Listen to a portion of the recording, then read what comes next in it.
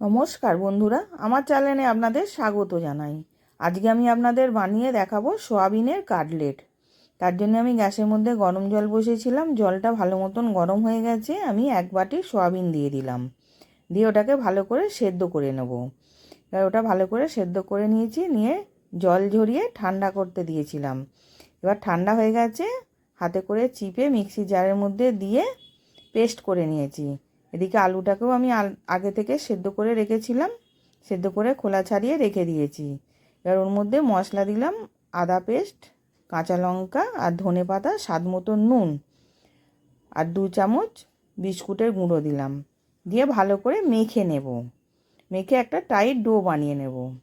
এবার মাখা হয়ে গেছে। এবার হাতে তেল ব্রাশ করে নিয়েছিলাম, নিয়ে কিছুটা করে নিয়ে কাটলেটের শেপে বানিয়ে নিচ্ছি।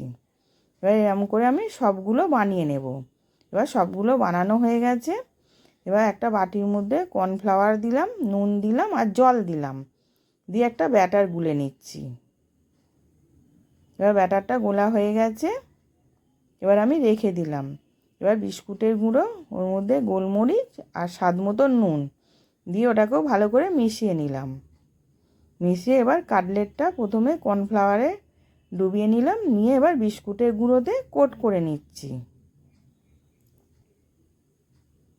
এবার এরকম করে আমি সবগুলো করে নেব।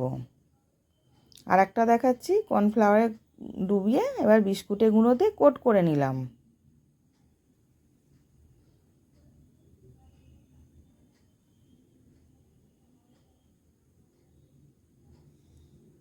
এবার সব করা হয়ে গেছে। গ্যাসের মধ্যে তেল গরম করতে দিয়েছিলাম, তেলটা গরম হয়ে গেছে। এবার কাটলেটগুলো দিয়ে ভেজে নেব লাল লাল করে। এবার উল্টে পাল্টে লাল লাল করে ভেজে নিয়েছি। এবার আমি তুলে নিলাম। এবার কাটলেট রেডি সার্ভ করার জন্যে। আশা করছি ভিডিওটা ভালো লেগেছে। আমি হাজির হব আর এক নতুন রেসিপির সাথে।